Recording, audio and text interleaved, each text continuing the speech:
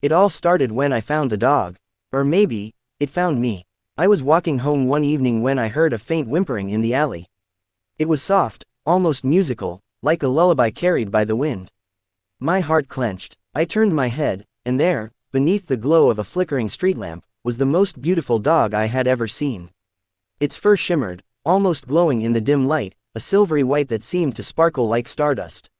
Its eyes were large, deep pools of golden light, and when it looked at me, I felt warmth flood through my chest, like I had just found something precious, something magical. It was small, barely bigger than a puppy, with delicate ears that twitched as if it were listening to something I couldn't hear. I crouched down, extending my hand. "Hey there, buddy, where did you come from?" The dog didn't flinch. Instead, it tilted its head, then took a hesitant step toward me. When it licked my fingers, a strange tingling sensation shot up my arm. It wasn't unpleasant, just different. Looking around, I saw no collar, no owner in sight.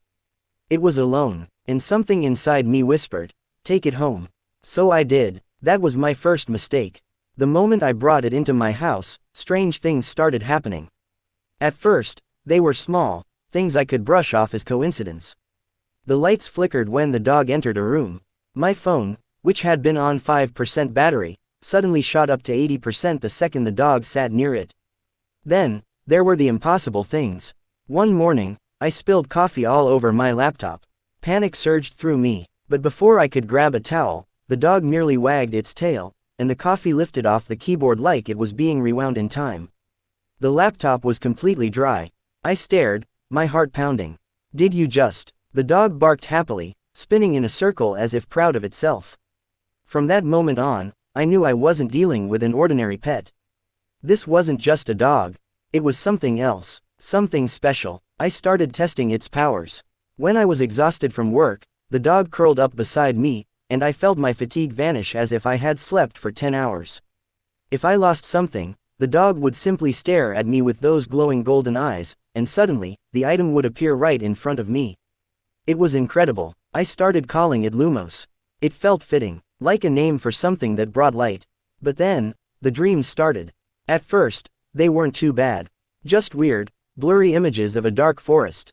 Trees that pulsed like they were alive. A strange, whispering voice that kept calling my name. But every night, the dreams got worse. I saw a shadow in the distance. Tall, twisted. Its limbs were wrong, too long, too sharp. It had eyes, dozens of them, glowing red in the darkness. And it was watching me. I would wake up in a cold sweat, heart racing. And every time I did, Lumos was staring at me.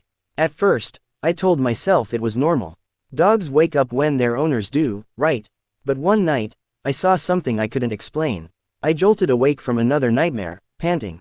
And then, Lumos wasn't there. Instead, there was a tall, thin figure standing at the foot of my bed. I couldn't breathe. The figure wasn't human. It had the same golden eyes as Lumos, but now, they were hollow. Empty. And it was smiling. I scrambled backward, my body frozen in terror. But the moment I blinked, Lumos was back, sitting there, tail wagging, head tilted like nothing had happened. I tried to brush it off. Maybe I had imagined it. Maybe my nightmares were getting to me. But deep down, I knew something was wrong. Then, I started noticing things. Lumos was changing. His fur, once shimmering white, was starting to darken. At first, it was just a few strands of black, but soon, it spread like ink, staining his once pure coat. His tail twitched in unnatural ways. Sometimes, I could swear it was longer than before. And then, there were his eyes. The golden glow had faded. Now, they flickered, like embers in a dying fire. And sometimes, just for a split second, I thought I saw them flash red. I knew I had to do something. So, I took Lumos to a vet. That was my second mistake. The moment the vet tried to examine him, Lumos let out a sound I had never heard before. It wasn't a bark. It wasn't a growl. It was a low, guttural hiss. The lights in the clinic exploded. The vet screamed. And Lumos, he just smiled. That was the moment I knew Lumos wasn't a fairy dog. He was something much, much worse. Desperate, I started researching.